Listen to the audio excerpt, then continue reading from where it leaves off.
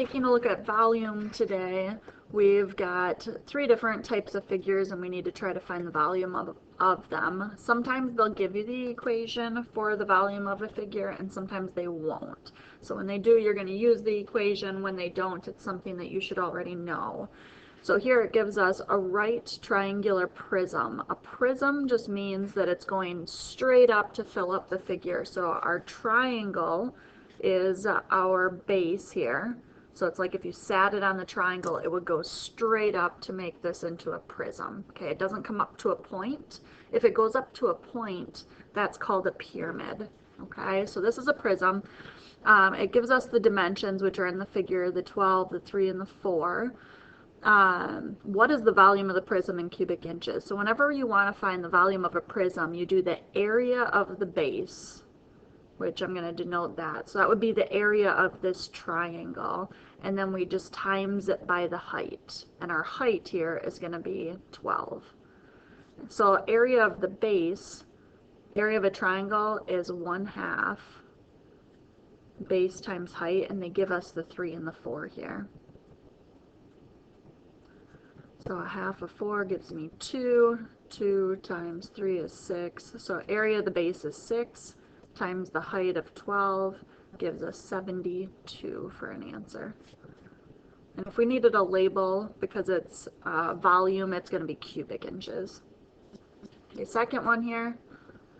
I'm going to move to this one because it's got the picture. As shown below, a silo consists of a right circular cylinder. So we've got a circular cylinder. It's like a can. And then a hemisphere on top. The height of the cylinder is 30 in the picture, and the radius of the cylinder and sphere are both 18 meters. So all that's given here. What is the volume of the silo in cubic meters? So we have to find the volume of both of these pieces and then put them together. So if we're finding the volume of this cylinder down here, same idea as what we did over here. We do the area of the base times the height, but this time my base is a circle, and then I'm going to times it by the height, and my height here is 30. So now I'm going to times by 30. And then to get the area of a circle, we just did that in the last lesson. It's pi r squared, and our r here is 18, so it's just going to be pi times 18 squared times 30. So that's going to be the cylinder. That's one piece of it. And if you notice here, all the answers have a pi in them. So what we're going to do is we're just going to do 18 squared times 30. We're going to ignore the pi. And we get 9,720. And then we're just going to put a pi behind it. Okay, so this is just for the cylinder, which means that this can't be my answer because we still have to find what the volume of the top piece is there. So the volume of the top, it says here, the volume of right circular cylinder is pi r squared times h, the area of the base times the height. The volume of a hemisphere is given here, and this is a hemisphere.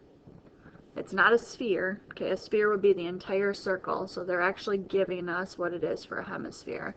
All we have to do is take 2/3 pi, and then my r is 18, so I'm just doing 18 cubed.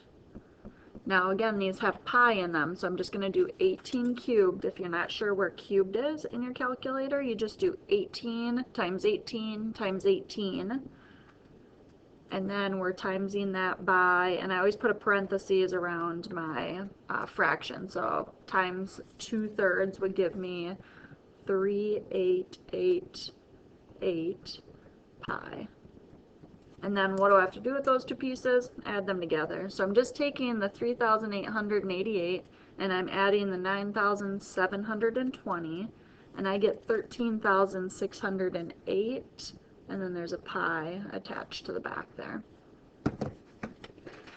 Okay, and then we've got the last one here. Carl baked a cake for his sister's birthday party. The cake was 20 inches long, 16 inches wide, and 2 inches thick. He cut the entire cake into equal pieces. So this is called a rectangular prism. And if you need a picture of it, just think of a box of cereal. Or you can just think of a, usual cake. Okay, it looks something like this. And let's see. gonna look a little better if I try to use these. So if we go like this, all of these are going to be uniform. You wouldn't need to have it look perfect and by any stretch of the imagination. Okay, but it would look something like this here. And all of these pieces are going to be equivalent with the ones in front of them. Okay, so it looks something like that, and then we've got our little dashed piece would be here, and it dashes back to here, so it looks something like that. Okay, you get the idea. All right, so here we've got 20 inches by 16 by 2. Okay, how many total pieces of cake are there? So this is, we could figure out what the volume of this rectangular prism is just by multiplying all those pieces together, but that's not really what the question's asking this time. They're asking us to try to divide it. So it says each piece is 4 inches long, 2 inches wide, and 2 inches thick. Well, the 2 inches thick is already here. So really what we're trying to do, if we kind of avoid that piece here, we're trying to cut this 20 by 16 into 4-inch long and 2-inch wide pieces. So if I go 4 inches along here, there's going to be 5 total pieces along here. See, we'd have 4, 4, 4, 4, and 4.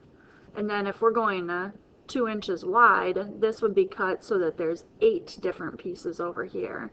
So if we've got 5 different pieces here and 8 different pieces here, we're going to have a total of 40 for our answer, which is J.